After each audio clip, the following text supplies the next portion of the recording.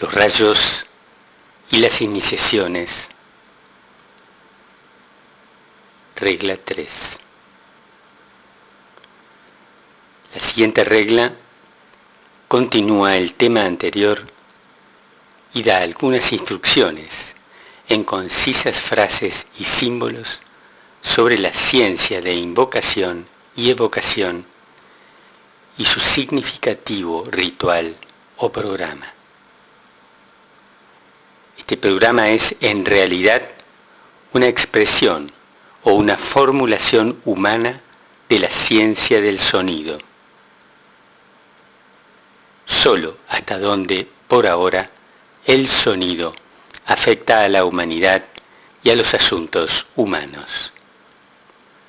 No olviden mi anterior enseñanza sobre la palabra. Recuerden también que el sonido es el sonido o nota de la vida misma, incorporando su impulso dinámico, su poder creativo y su responsiva sensitividad a todos los contactos. Regla 3. Dual el avance. La puerta es dejada atrás. Eso es un acontecimiento del pasado. Que el grito de invocación emane desde el profundo centro de la clara y fría luz del grupo. Que evoque respuesta del brillante centro que está muy por delante. Cuando la demanda y la respuesta se pierden en un único gran sonido, salga del desierto, deje los mares atrás y sepa que Dios es fuego. Esta es quizás una de las dos reglas más ocultas que el iniciado tiene que dominar, ya sea como un individuo o en conjunción con su grupo. El grupo reconoce y trabaja bajo la compenetrante influencia del propósito. El iniciado individual trabaja con el plan. La expresión grupal, hasta donde se extiende en cualquier momento dado en tiempo y espacio, está en línea con la voluntad de aquel en quien vivimos, nos movemos y tenemos nuestro ser. La vida de todo lo que es. El iniciado individual usa la fuerza atractiva a la que nosotros damos el frecuentemente engañoso nombre de amor, de esa vida fundamental para reunir aquello que dará cuerpo a la forma y así manifestar la voluntad.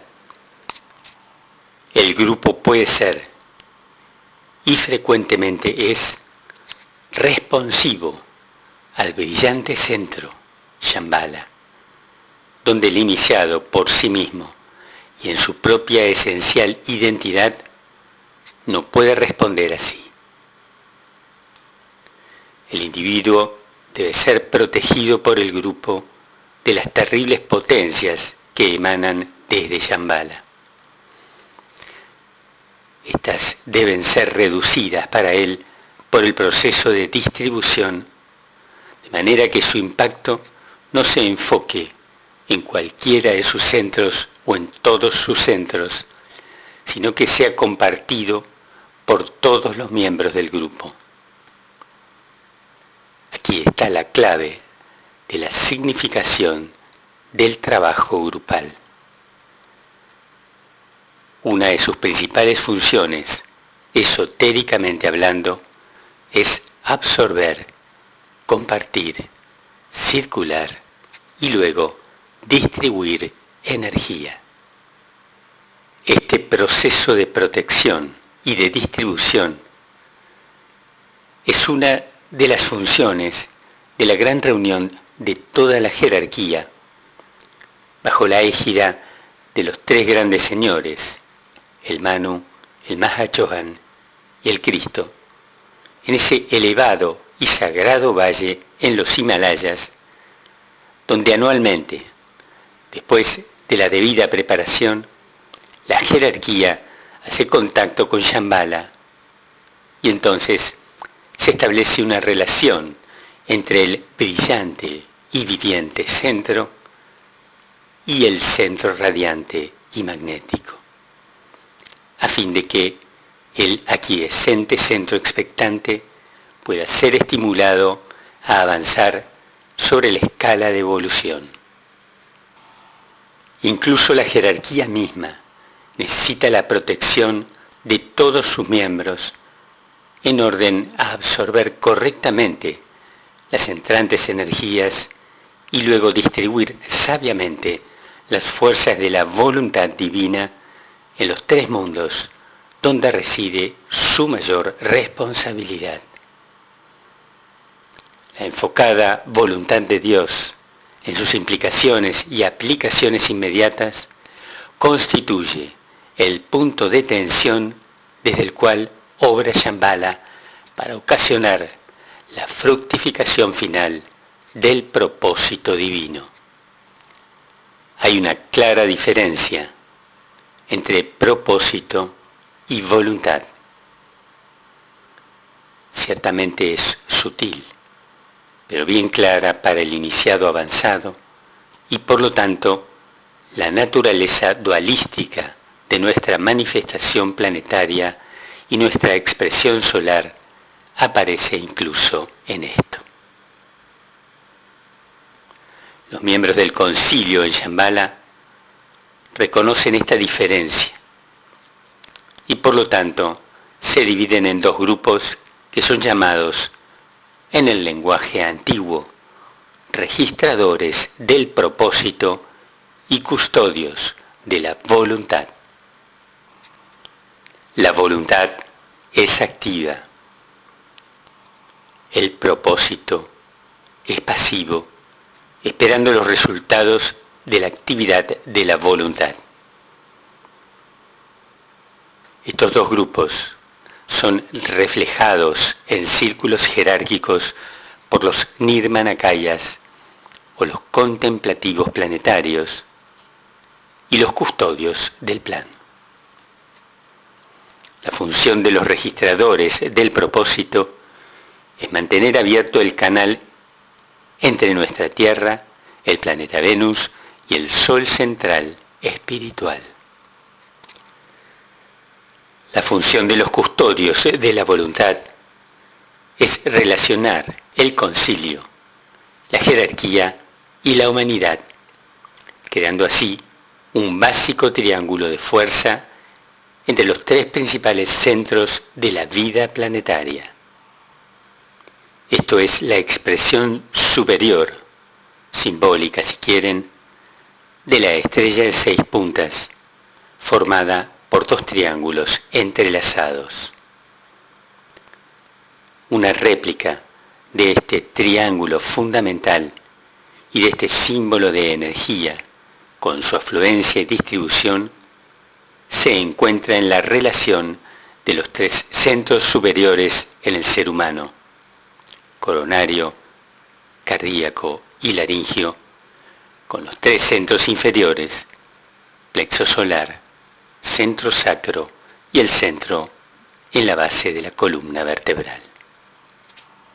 También se observa que la ciencia de invocación y evocación está simbólicamente prosiguiendo a lo largo de líneas evolutivas. Adoración, la actitud del místico, debe dar lugar a la invocación en el hombre que sabe que él es divino. Esta revelación simbólica ha de verse en la ascensión de las 3 energías inferiores y su evocativa respuesta de las 3 superiores, de este modo produciendo una final unidad en el punto de tensión. me doy cuenta de que esto es difícil de comprender porque corporiza verdades que al discípulo le resultan difíciles de captar. Pero serán captadas y dominadas por cada uno a medida que recorra el sendero del discipulado y se someta al necesario entrenamiento para la iniciación. También serán dominadas más tarde en este siglo y en el próximo por la humanidad en rápido desarrollo, demostrando así que la iniciación del momento se convierte finalmente en el último logro de las masas. Esta destacada liberación aparecerá más tarde como un claro resultado de la guerra. La Carta del Atlántico y las 4 libertades formuladas en la tensión producida por la agonía y presión mundial son los reflejos de esto y corporizan todo lo que al hombre término medio de orientación materialista le es posible captar de la actualidad voluntad de Shambhala, a medida que condiciona los planes de la jerarquía y es impulsada por los registradores del propósito. Esto es hasta donde los dos grupos de custodios han podido transmitir esta revelación a los mejores intelectos humanos. El primer grupo ocupándose de los miembros avanzados de la jerarquía y el segundo de esos iniciados y discípulos que están estrechamente relacionados con la humanidad. Aquí nuevamente tropezamos con el hecho de que la ciencia de invocación y evocación, de la que fundamentalmente se ocupa esta regla, es primordialmente una gran actividad científica de la cual la moderna humanidad prácticamente nada sabe, pero que está relacionada con el poder del pensamiento y con la construcción de forma del pensamiento. Únicamente iniciados del más alto grado, tales como los 3 grandes señores, tienen el derecho de invocar solos y sin acompañamiento de agente protector alguno, tal como un grupo, y la razón de ello es que ellos mismos son miembros del concilio en Shambhala e individualmente son registradores del propósito. La aparición anual del Señor Buda es la externa demostración o símbolo del surgimiento de esta ciencia de invocación y evocación en la conciencia despierta de la humanidad. La oración es la tenue, débil e inadecuada expresión de esto. La afirmación de la divinidad para obtener bienestar material es una distorsión de esta verdad. Esto necesita recordarse.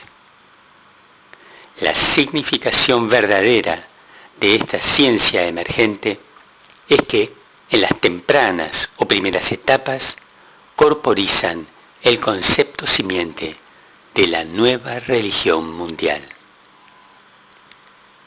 En la gran invocación que he divulgado, la primera, que las fuerzas de la luz traigan iluminación al género humano, fue un esfuerzo de mi parte para poner en palabras el grito invocativo del género humano y de todos los hombres y mujeres de buena voluntad en todo el mundo.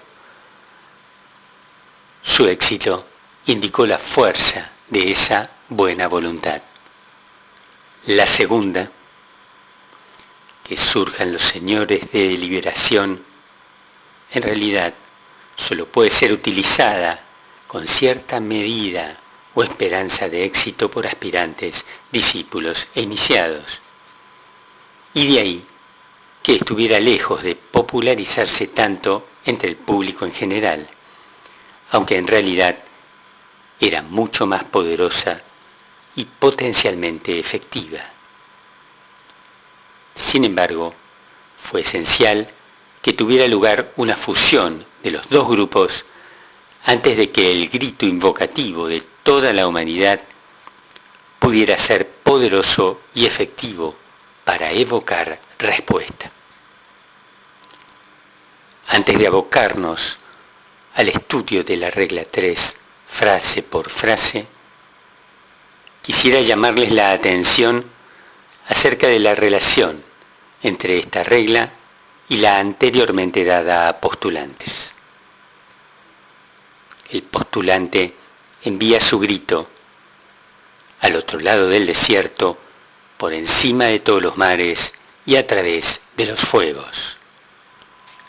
Su entera personalidad, integrada y orientada, está enfocada en un punto de tensión.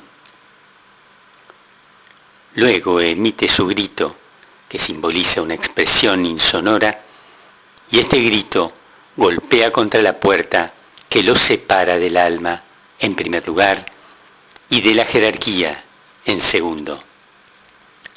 La puerta es solo un símbolo de separación.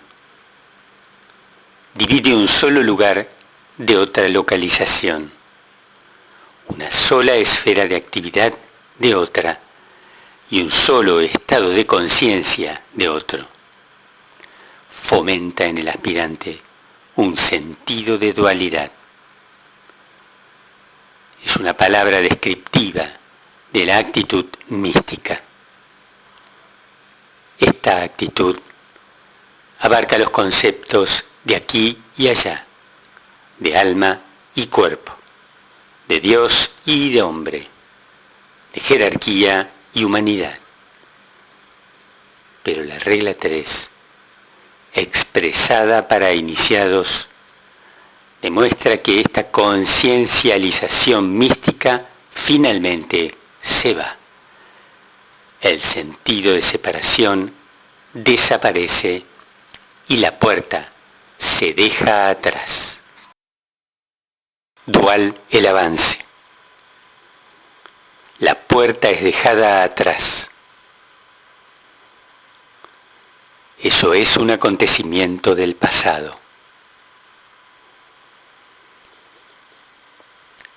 El primer punto que debería observarse es que tenemos aquí la definición de un iniciado. Él es aquel que, en su doble naturaleza, alma y personalidad, avanza. Su punto de tensión ya no es más el de la personalidad. Él ha fusionado y mezclado dos aspectos divinos en sí mismo y ahora constituyen una sola unidad integrada.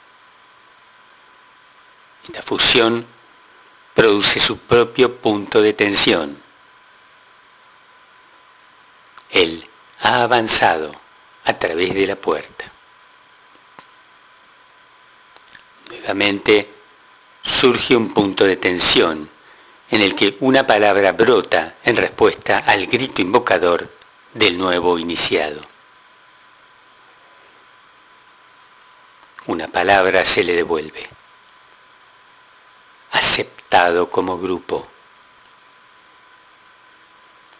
Entonces él, con el grupo del cual él es ahora una parte reconocida, avanza.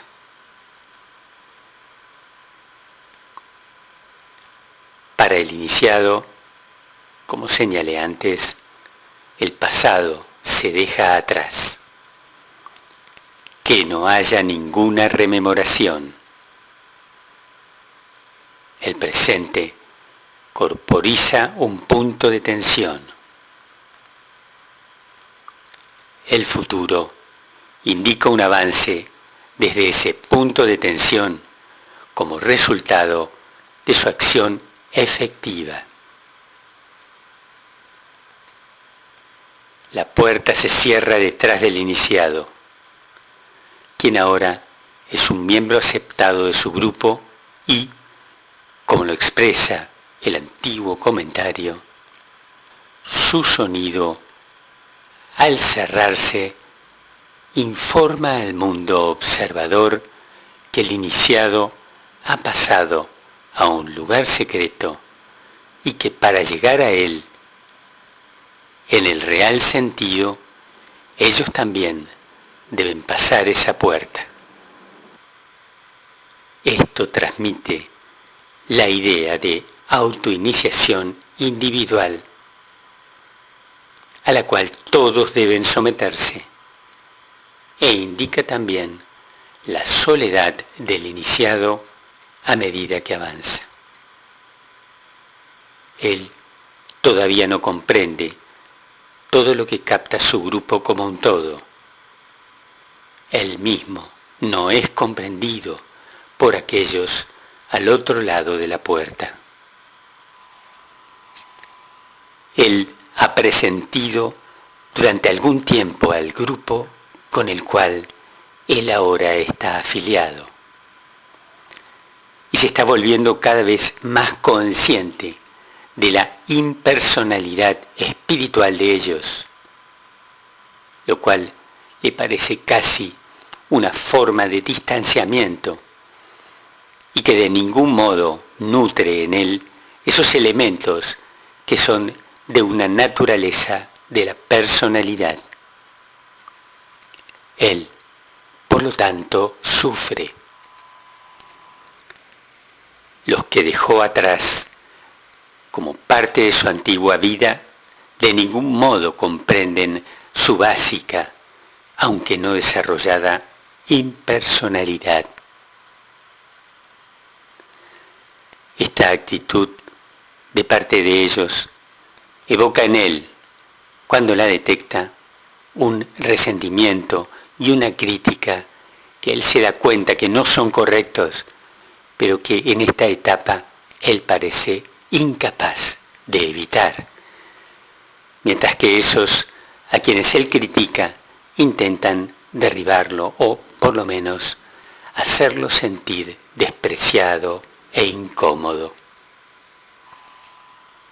En las primeras etapas se guarece de aquellos dejados atrás mediante retirarse él mismo y mediante mucho silencio innecesario y casi conspicuo. Aprende a penetrar en la conciencia de su nuevo grupo mediante un arduo esfuerzo para desarrollar la capacidad de ellos para la impersonalidad espiritual. Sabe que es algo que él debe lograr y, a medida que lo logra, descubre que esa impersonalidad no está basada en la indiferencia o sobre la preocupación, como había pensado, sino sobre una profunda comprensión, sobre un dinámico enfoque en el servicio mundial, sobre un sentido de proporción y sobre un desapego que posibilita verdadera ayuda. De este modo, la puerta y el pasado son dejados atrás. San Pablo intentó expresar esta idea cuando dijo: olvidando las cosas que están detrás, sigue adelante hacia el premio de tu elevado llamamiento en Cristo. Quisiera que observen la palabra llamamiento. Que el grito de invocación emane desde el profundo centro de la clara y fría luz del grupo. Aquí no nos ocupamos de la luz en la cabeza o de la luz del alma como es percibida por la personalidad en armonía y alineada. Eso también es dejado atrás. Y el iniciado es consciente de la luz de la rama y de la omni-incluyente luz de la jerarquía. Estos son dos aspectos de la luz del alma que la luz individual en la cabeza ha revelado. Esa luz del alma de la cual el iniciado ha sido consciente desde el primer momento de contacto del alma y a intervalos rápidamente decrecientes, es creada por la fusión de la luz del alma con la luz de la sustancia misma, y es la inevitable y automática consecuencia de la purificación de los tres vehículos y de la meditación creadora. En las escrituras del mundo se nos dice que en esa luz veremos luz. Y es a esta otra luz a la que ahora me refiero. Una luz que solo ha de percibirse cuando la puerta es cerrada detrás del iniciado. Esa luz en sí está compuesta por la luz de Buddhi y la luz de Atma. Y estas son, interpretando esotéricamente estos términos sánscritos, la luz de la razón pura, la cual es la sublimación del intelecto, y la luz de la voluntad espiritual, la cual es la revelación del propósito en desenvolvimiento. La primera está enfocada en el asrama y la segunda en la jerarquía como un todo. Y ambas son la expresión de la actividad de la tríada espiritual. Permítanme darme a entender claramente si es posible.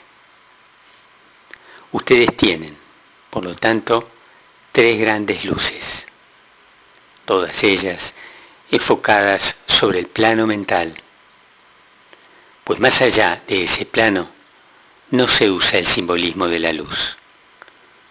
La divinidad es conocida como vida en lo que concierne a la mónada y su expresión, la tríada espiritual. Todas las luces finalmente se enfocan sobre el plano mental. Primero, la luz combinada de alma y personalidad.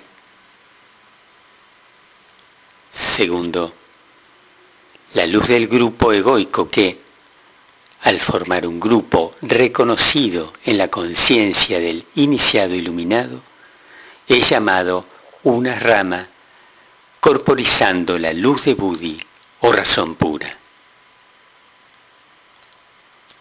Tercero, la luz de la jerarquía como un centro de radiancia en el cuerpo planetario y corporizando la luz que la comprensión del plan y la cooperación con ese plan produce y que proviene de la identificación en niveles mentales con la voluntad espiritual. Estos tres aspectos de la luz pueden describirse como, primero, la luz que es arrojada hacia arriba. Esta es la luz menor desde el ángulo de la mónada. Segundo, la luz que la tríada espiritual refleja sobre el plano mental. Tercero, la luz enfocada que es producida por el encuentro de las dos luces, la superior y la inferior. Estas son la correspondencia superior del fulgor de la luz en la cabeza, cuando la luz de la personalidad y la luz del alma hacen contacto. Más allá del plano mental, el iniciático impulso o énfasis es sobre el aspecto vida, sobre energía dinámica y sobre la causa de la manifestación. Y este incentivo de progreso no está basado en revelación, que siempre es incidente a la significación de la luz o está relacionada con ella. Luz y revelación son causa y efecto. la venidera revelación que todos los hombres esperan y que vendrá cuando el ajuste mundial haya alcanzado un punto ya determinado, concierne a la impartición a la conciencia humana del significado y propósito de la vida. Esto tendrá lugar en una serie de acontecimientos espirituales que se desenvolverán gradualmente. No puedo ni debo expresar más claramente estas verdades, aunque estuvieran disponibles las palabras necesarias para expresar lo que hasta ahora no es ni siquiera tenuemente presentido por los discípulos de los grados primero y segundo de iniciación. Lo que vendrá a través de esa serie de acontecimientos espirituales y su inevitable reacción sobre el entero cuerpo de la humanidad, de ninguna manera está relacionado con la conciencia, con la revelación o con la luz. Vendrá para la humanidad, en algún momento todavía muy por delante, un período de realización, constituyendo tanto un punto de crisis como un punto de tensión. Esa realización resumirá en efectiva conciencia condicionadora todo lo que la cualidad de sensitividad ha transmitido al género humano durante las edades. Es la consumación de la actividad de la conciencia Cristo y es el estado al que se hace referencia cuando se dice del Cristo: Él verá del afán de su alma y será satisfecho. En la crisis de esa revelación, en su punto más elevado de tensión, la humanidad dirá, como con una sola voz: He aquí, todas las cosas son hechas nuevas.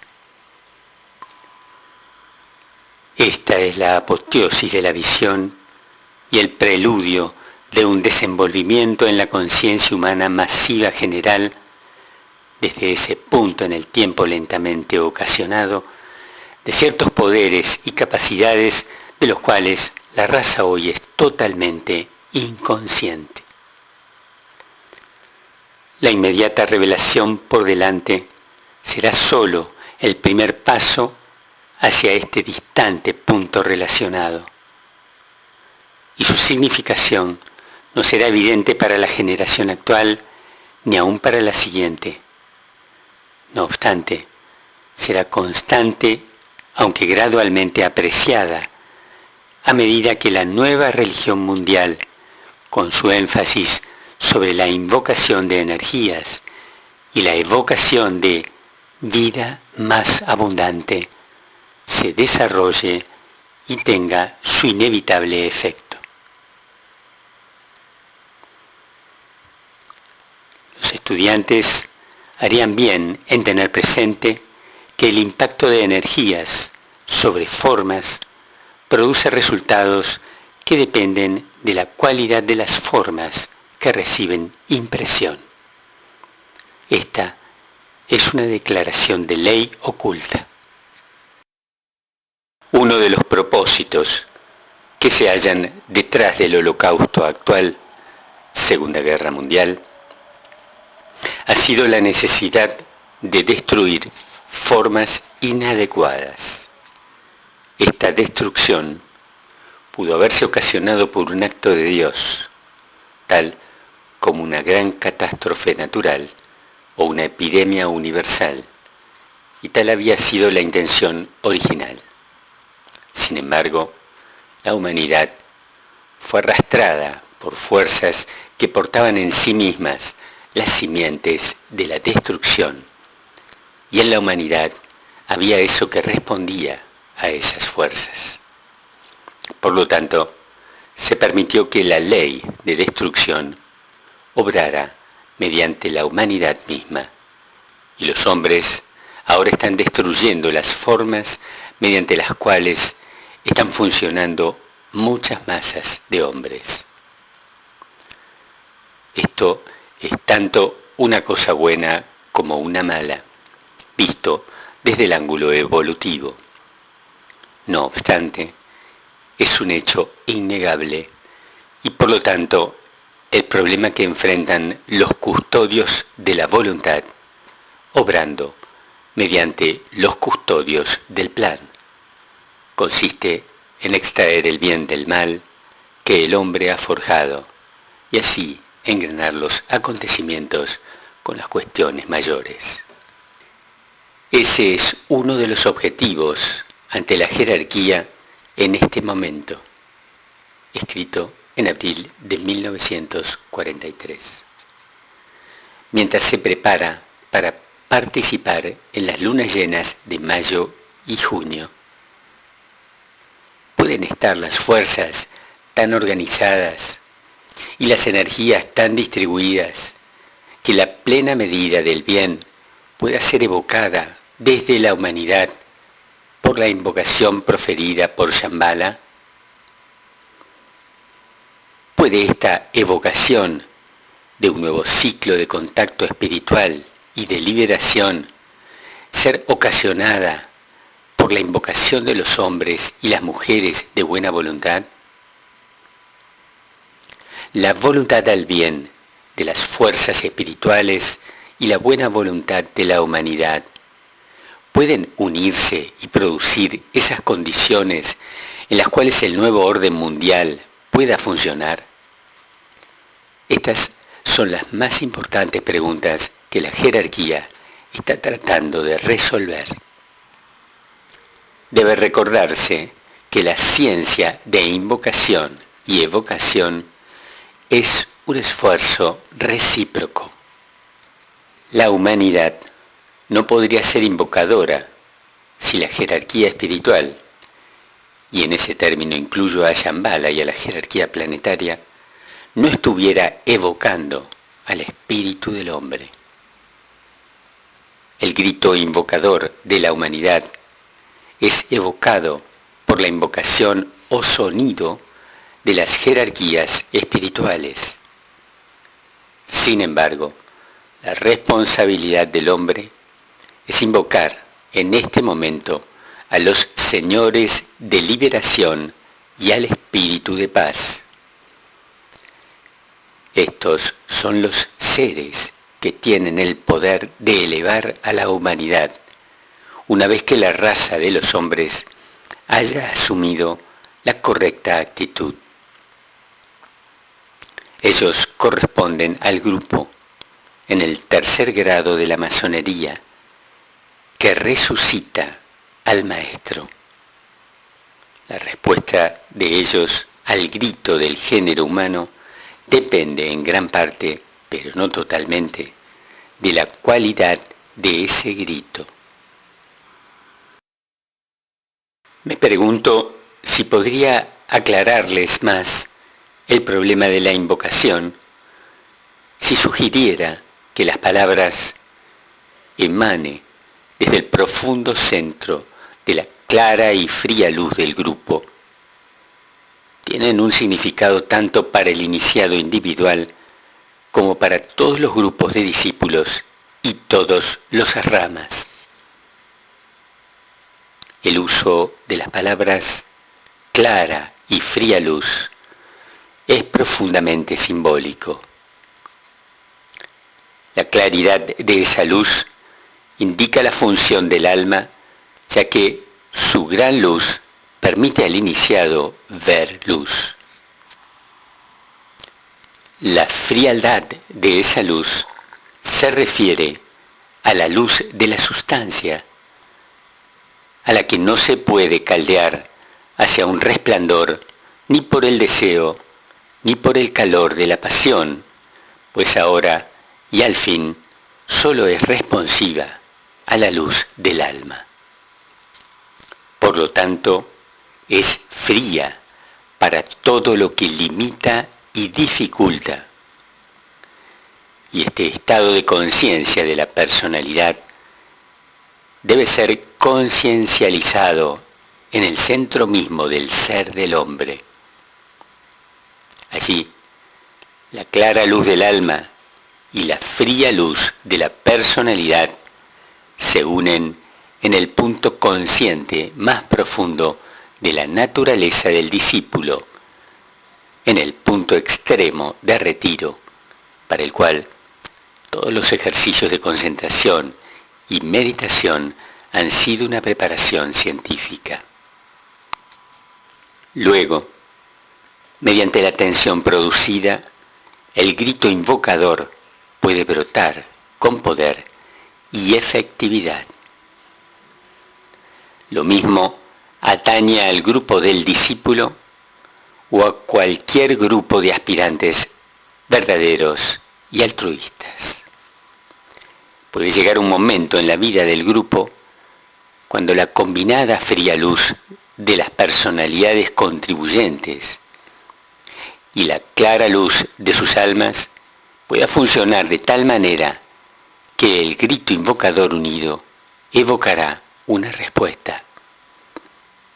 Ese grito tendrá que ver siempre con el servicio altruista del grupo, un servicio que, de acuerdo con el plan, ellos están tratando de prestar a la humanidad.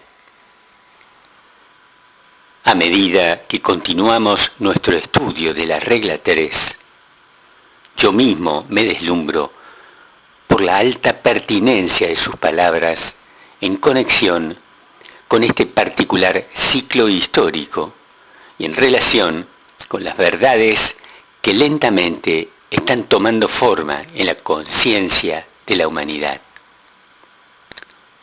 Nuevas verdades, y con eso quiero decir verdades que son nuevas para los pensadores más avanzados y que solo son tenuemente detectadas por el esoterista más avanzado, se hallan suspendidas sobre el horizonte de la mente humana.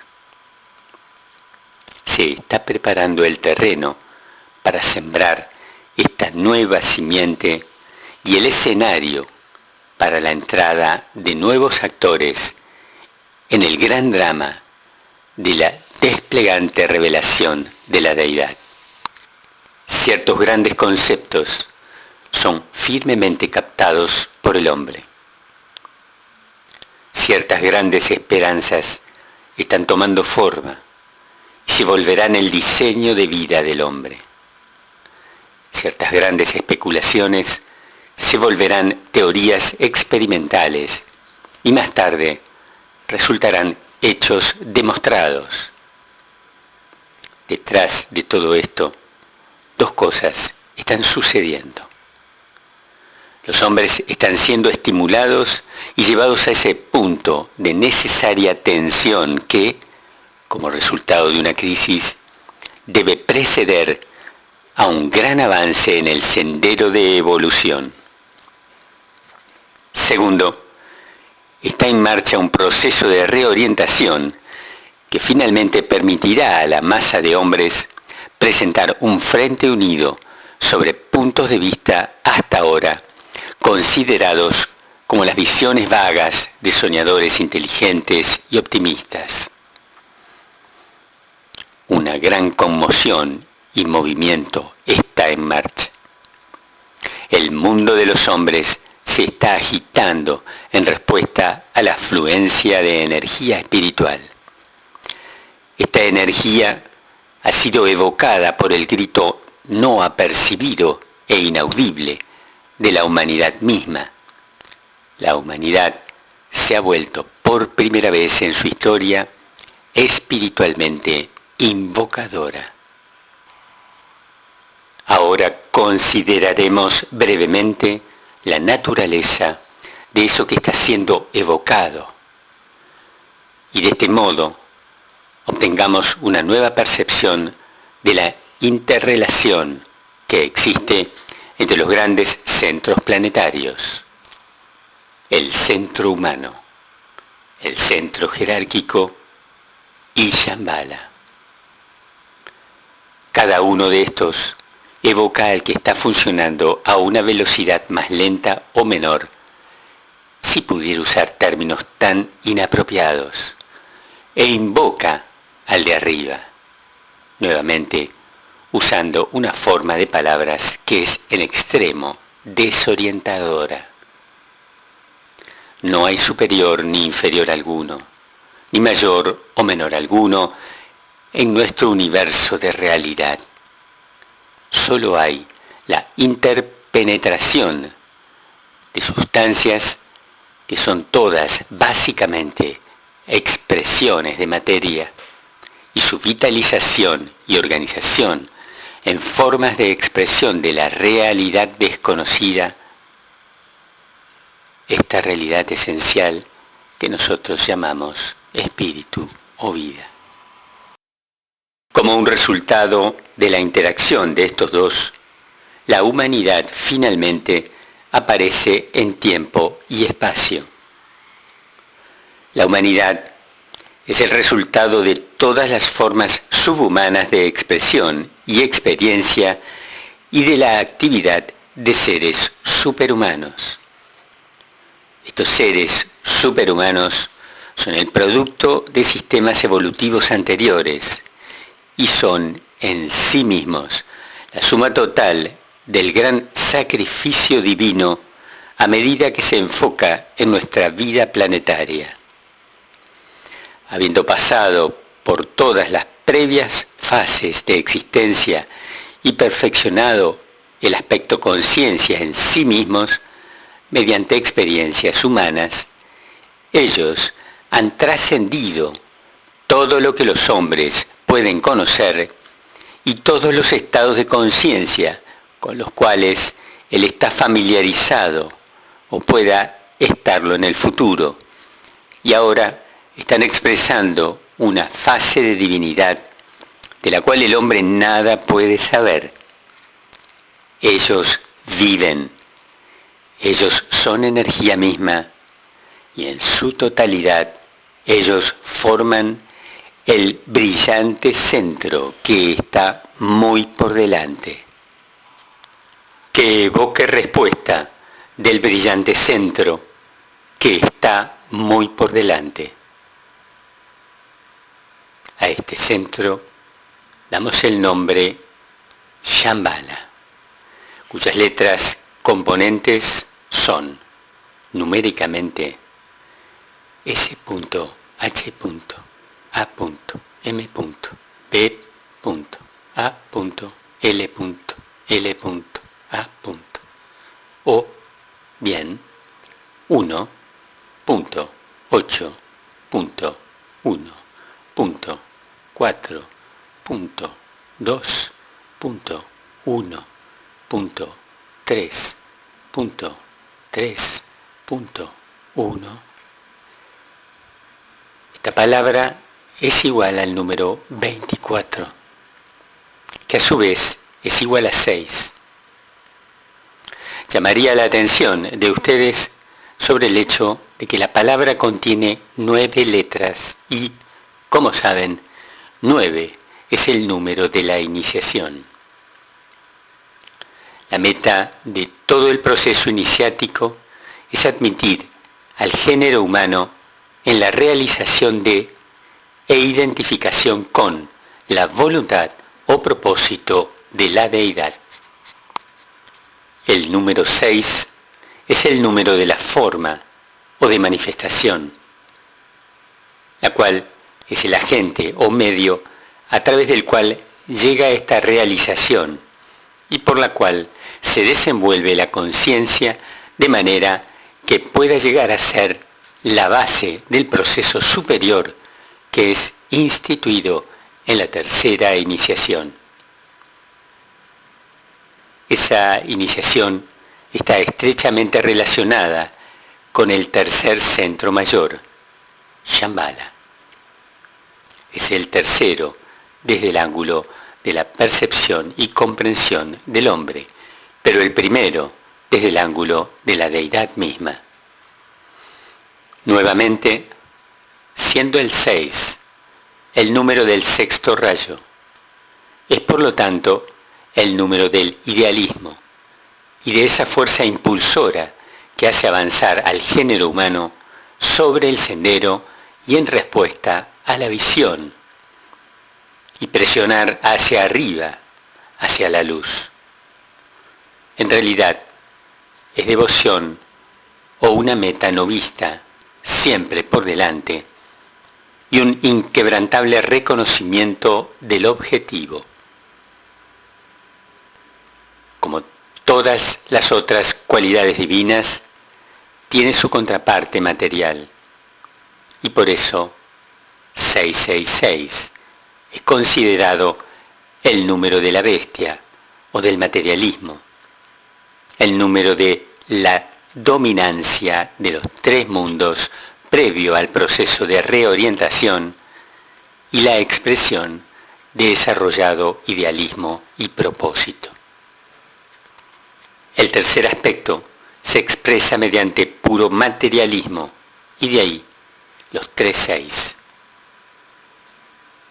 En un antiguo libro sobre números se define al iniciado como aquel que ha experimentado y expresado 666 y lo encontró cero,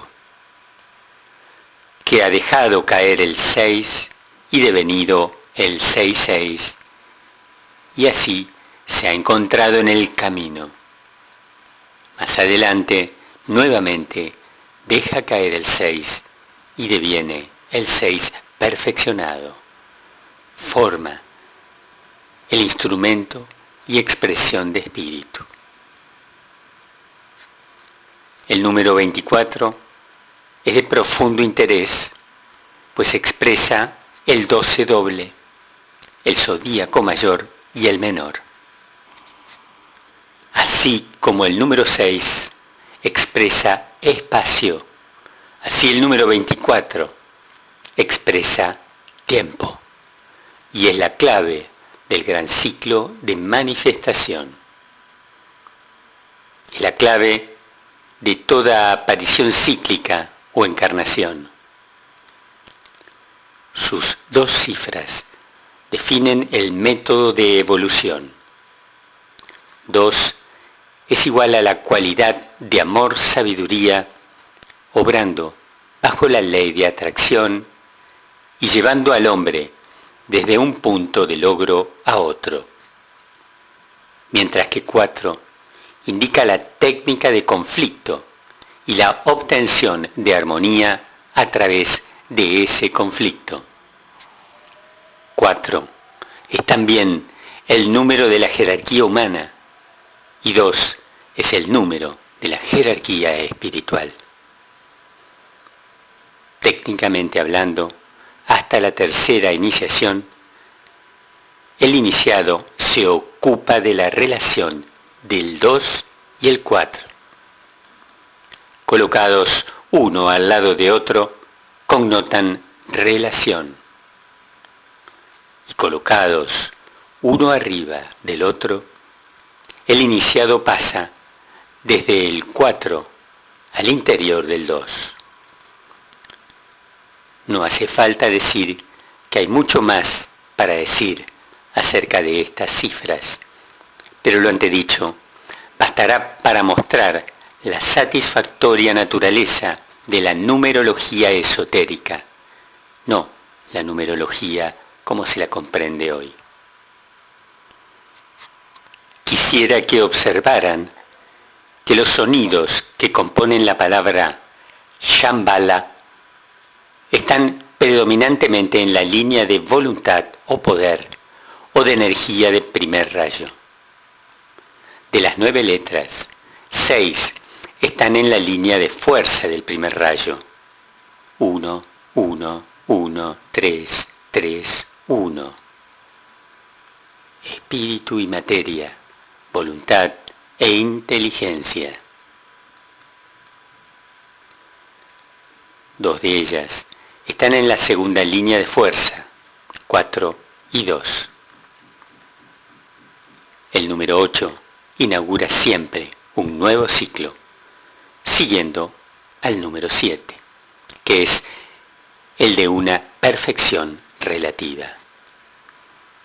Es el número de la conciencia de Cristo, así como 7 es el número del hombre. 8 es el número de la jerarquía y 9 es el número de iniciación o de Shambhala. No olviden que, desde el ángulo de la jerarquía, la tercera iniciación es considerada como la primera iniciación mayor. Estas observaciones preliminares están destinadas a transmitir mucha información esotérica a quienes comprenden que número da la clave de la forma y propósito de la vida que la forma vela. En la tercera iniciación mayor, la tercera iniciación planetaria, que de hecho es la primera iniciación solar, el discípulo liberado por primera vez, solo y sin ayuda, invoca al centro más elevado en nuestro planeta, Shambhala. Esto lo hace porque, por primera vez, conscientemente y con comprensión, él registra el aspecto vida, el cual ha puesto a su alma en acción por medio de la forma, y vibra a la mónada.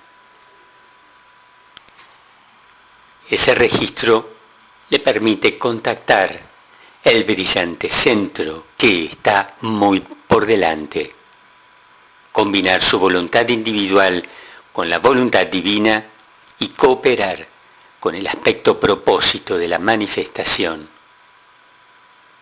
Ha aprendido a funcionar mediante forma. Se ha vuelto consciente como alma de la forma divina en sus muchos aspectos y diferenciaciones. Ahora comienza en el camino del desenvolvimiento superior, cuyo primer paso es contacto con Shambhala, involucrando la fusión de su propia voluntad y su voluntad espiritual con la voluntad de Dios. En la tercera iniciación, él está de pie ante el iniciador uno, el Señor del mundo. Ve su estrella fulgurar y oye el sonido que, citando al antiguo comentario, se derrama desde ese punto central de poder donde la sustancia y la vida externa se han unido, donde el espíritu pronuncia alto el grito que llevó a la forma a satisfacer la necesidad más elevada, donde la energía surge y se combina con la fuerza, y al combinarse, la música tuvo su comienzo dentro de la esfera de combinación y de ser así creada.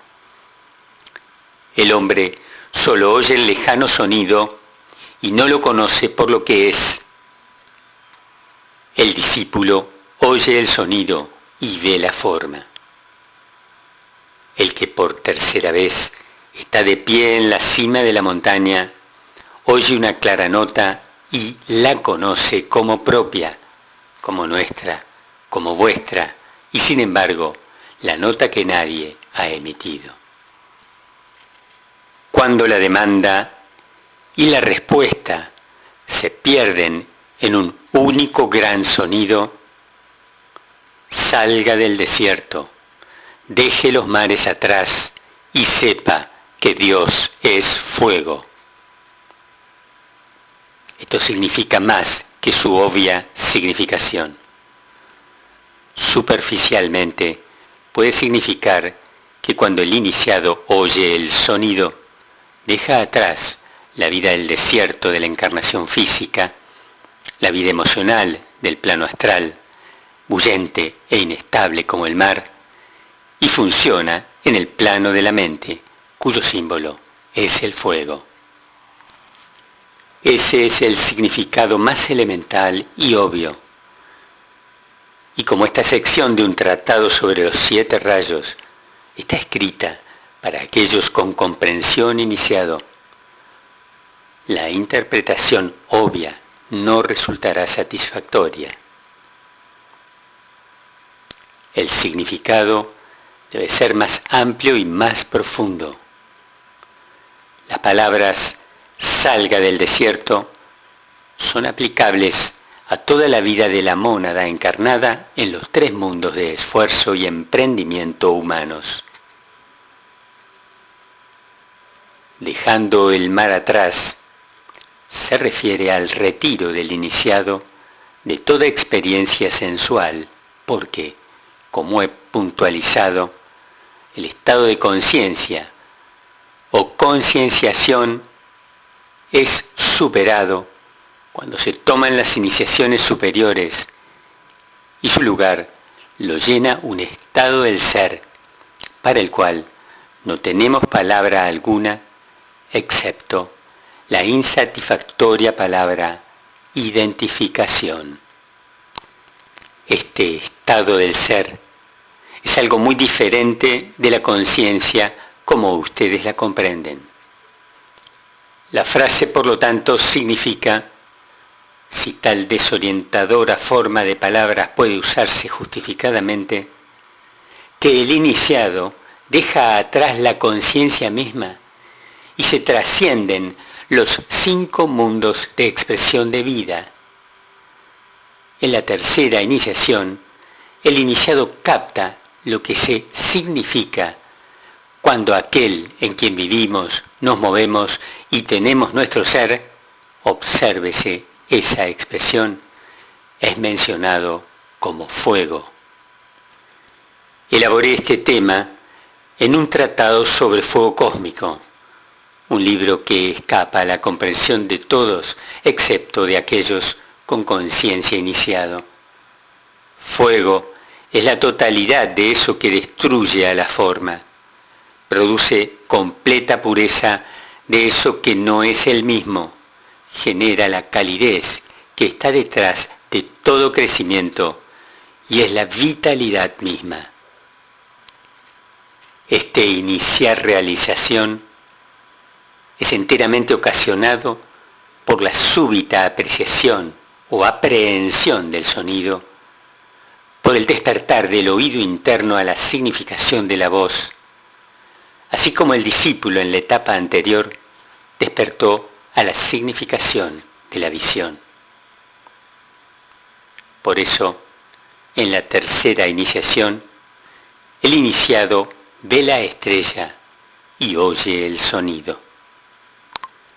En las primeras 2 iniciaciones, ve la luz y oye la palabra.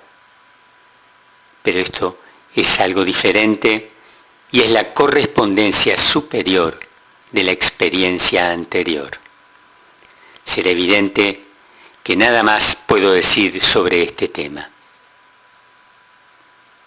Sin embargo, es esencial que algún conocimiento empiece a llegar al público sobre el centro espiritual más elevado al cual, como el relato del Evangelio insinúa, Cristo mismo estaba atento. Frecuentemente leemos en el Nuevo Testamento que el Padre le habló, que Él oyó una voz y que le fue dado el sello de afirmación, como se lo llama ocultamente. Solo el Padre, el Logos planetario, el Señor del mundo, enuncia el sonido afirmativo final. Esto no tiene referencia alguna cuando ocurre a las primeras iniciaciones, sino solo a las iniciaciones finales. Hay 5 evidentes crisis de iniciación que conciernen al Maestro Jesús a medida que, paso a paso, tomó o recreó las 5 iniciaciones. Pero detrás de esta evidente y práctica enseñanza está un trasfondo o hilo de revelación superior. Esto concierne a las realizaciones del Cristo sobreumbrante al registrar la voz que se oye en la tercera, quinta, sexta y séptima iniciaciones. El relato del Evangelio nos da las 5 iniciaciones del Maestro Jesús, comenzando con la primera y terminando con la quinta. Pero también nos da las iniciaciones del Cristo, arrancando desde la segunda y finalizando con la séptima. La última se deja incompleta y no se registra la voz, porque en la resurrección y ascensión no se nos habla del oír el sonido afirmativo. Eso se oirá cuando el Cristo complete su trabajo en el momento del segundo advenimiento.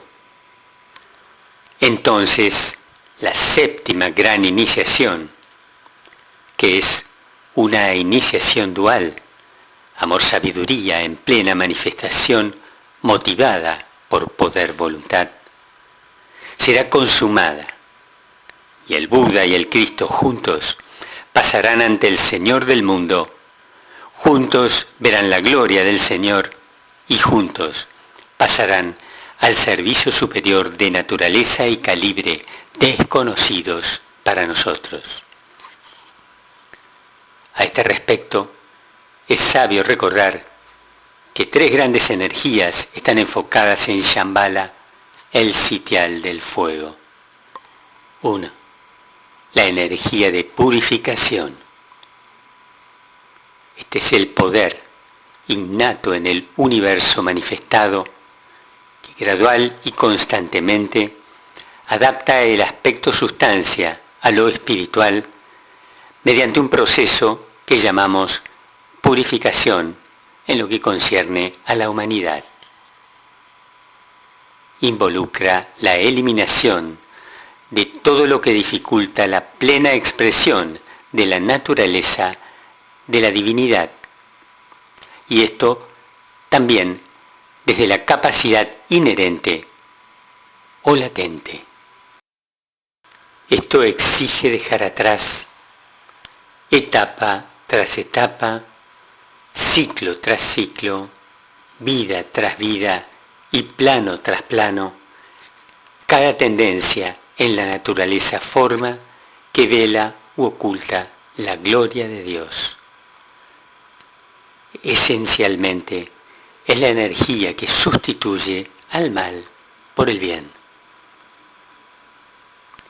El pensamiento humano ha degradado este concepto de manera que la purificación está relacionada principalmente con fenómenos físicos, con la vida del plano físico y con un idealismo egoísta que está basado en gran parte en la idea del cuidado higiénico de la sustancia.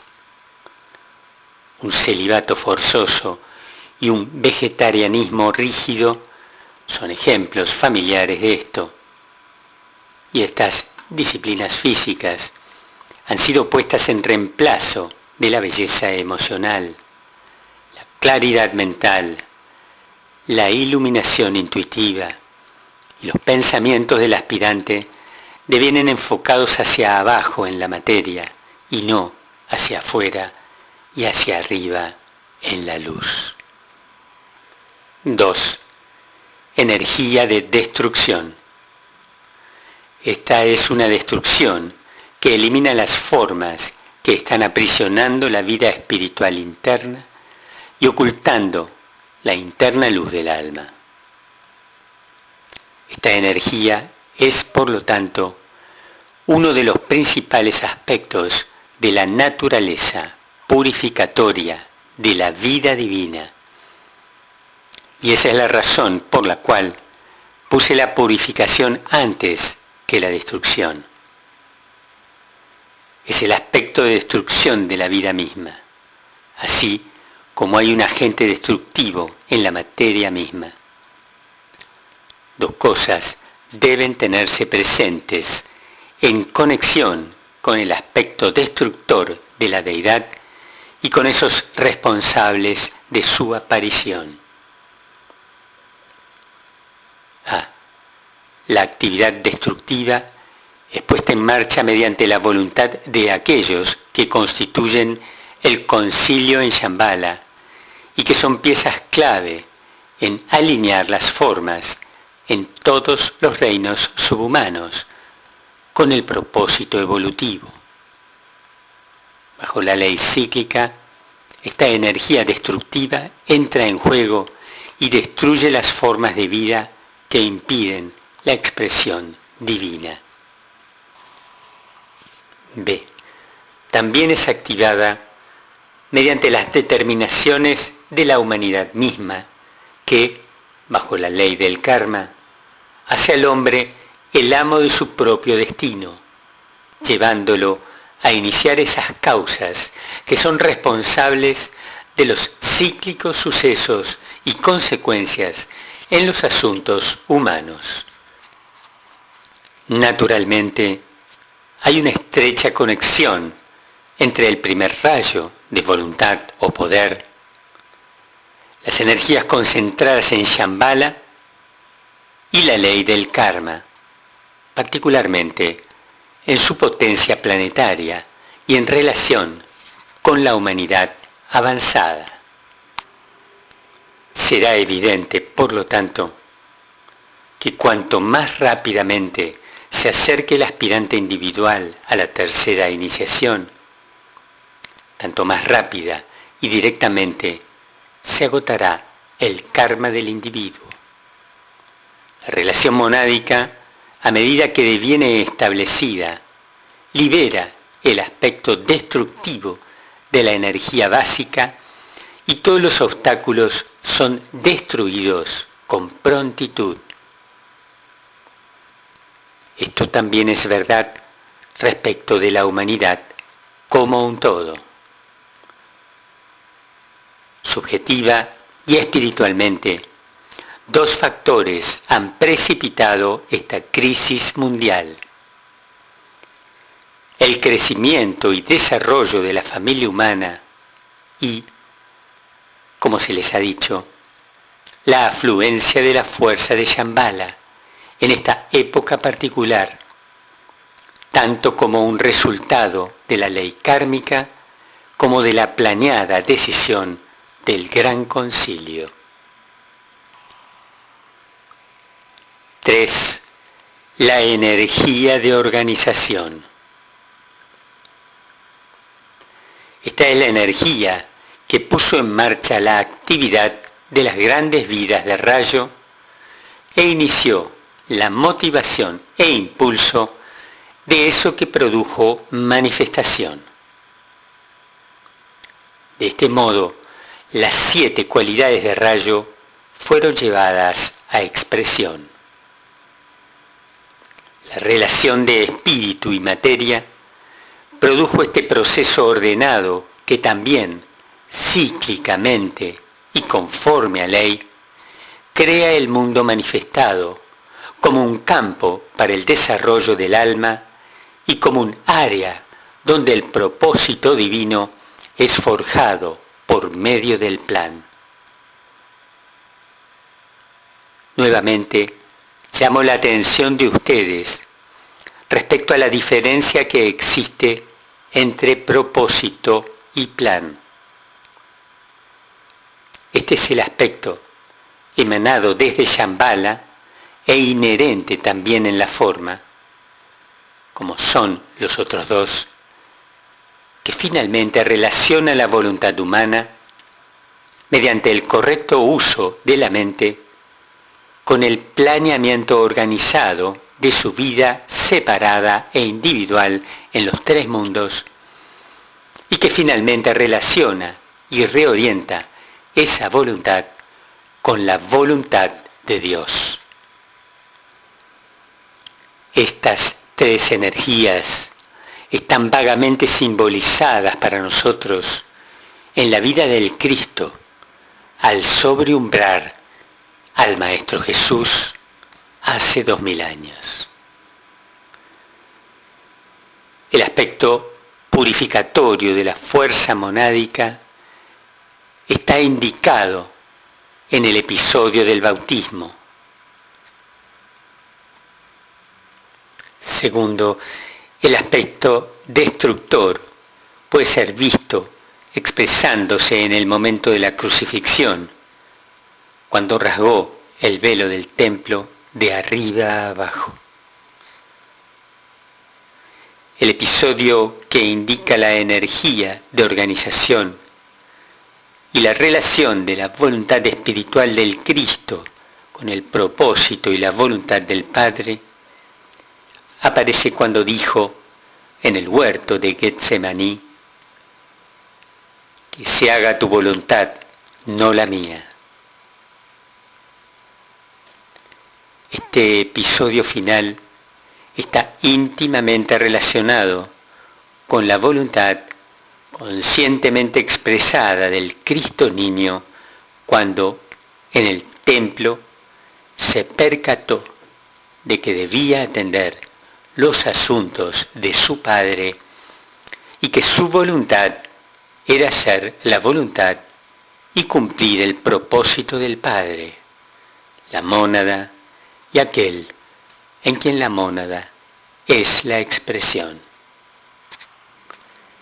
Estas tres energías son las que han precipitado la crisis mundial y nos es de valor reconocer la naturaleza fáctica de las fuerzas de Shambhala a medida que aprovechan nuestra vida planetaria y elaboran el destino humano. La energía de purificación está regenerando a la humanidad y los incendios generalizados, que han sido una característica tan destacada de esta guerra, 1914-1945, son el signo externo y visible de esto. Mucho mal está siendo consumido mediante la revelación del carácter atroz de ese mal, y mediante esto se está produciendo la unidad. El género humano ha contemplado el mal en todos los países y sabe que ha sido forjado por los hombres. Los hombres han visto, y ese espectáculo nunca se olvidará. Y el horror así engendrado ayudará a reforzar la voluntad de la humanidad al mejoramiento. La energía de destrucción tiene su lado de belleza cuando son captados los valores espirituales. Eso que aprisionó tan extremadamente al espíritu humano está desapareciendo. Se está forzando la inestable tumba de la humanidad y liberando a los hombres a una vida de resurrección. No olviden que en el interín, entre la experiencia de la tumba y la aparición en forma viviente a sus discípulos, el Maestro Jesús descendió al infierno, figuradamente hablando, portando liberación para aquellos que se encontraban allí. Habrá un interín entre la oscuridad de la guerra con la maligna historia del pasado y la aparición de una viviente civilización y cultura basada en los valores espirituales y desarrollando inteligentemente el propósito divino. El escenario ahora está siendo preparado para esto. La crucifixión y la experiencia de la tumba llevan finalmente a la resurrección y a la vida. La destrucción es espantosa, pero es sólo la destrucción del aspecto forma de la manifestación en este ciclo particular.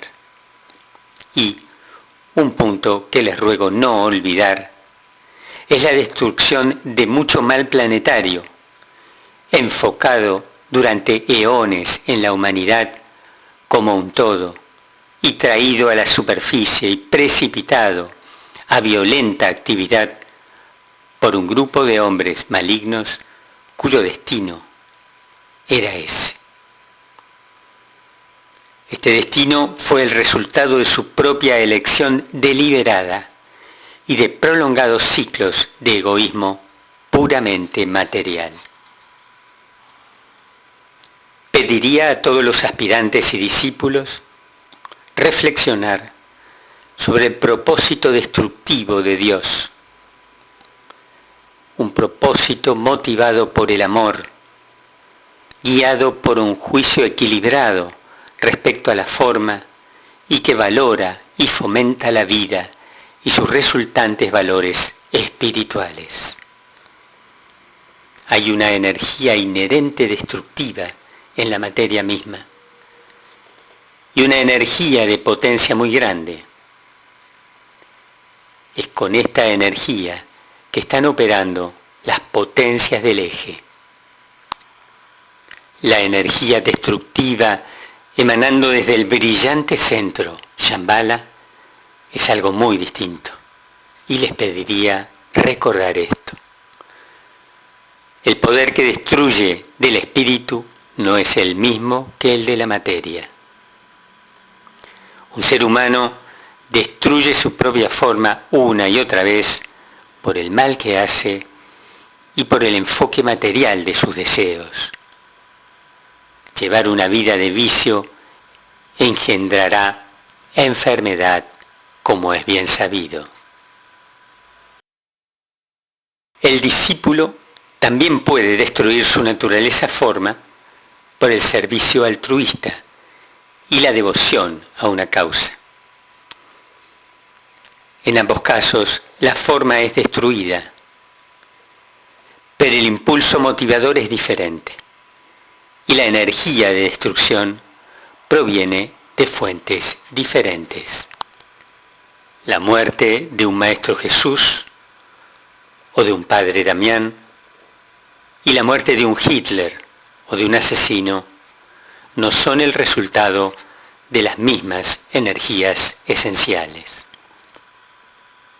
Cuando el estrépito de la batalla, el humo y fuego de los bombardeos y los crueles efectos sobre los cuerpos humanos se hayan desvanecido en el pasado, al aspirante comprensivo le será evidente que mucho mal ha sido destruido en todos los campos de actividad humana. En el campo de la religión teológica, en el campo de la política y en el campo de la competencia económica egoísta. A la humanidad le corresponderá entonces precipitar y estabilizar el emergente bien, y esto lo aprenderán a hacer mediante la utilización de la tercera energía de Shambhala, la energía de organización. El nuevo mundo será construido sobre las ruinas del viejo. Se levantará la nueva estructura.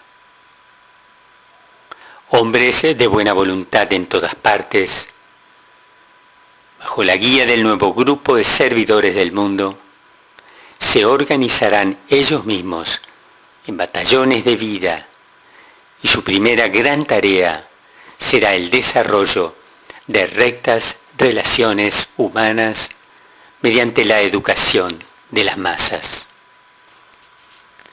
Esto significa el desarrollo en paralelo de una opinión pública esclarecida, la cual es, hablando esotéricamente, correcta respuesta al sonido que transmite la voluntad de Dios a los oídos de los atentos. Entonces la humanidad, en efecto, saldrá del desierto, dejará los mares atrás y sabrá que Dios es fuego. Regla 3. Dual el avance. La puerta es dejada atrás. Eso es un acontecimiento del pasado que el grito de invocación emane desde el profundo centro de la clara y fría luz del grupo, que evoque respuesta del brillante centro que está muy por delante. Cuando la demanda y la respuesta se pierden en un único gran sonido, salga del desierto, deje los mares atrás y sepa que Dios es fuego.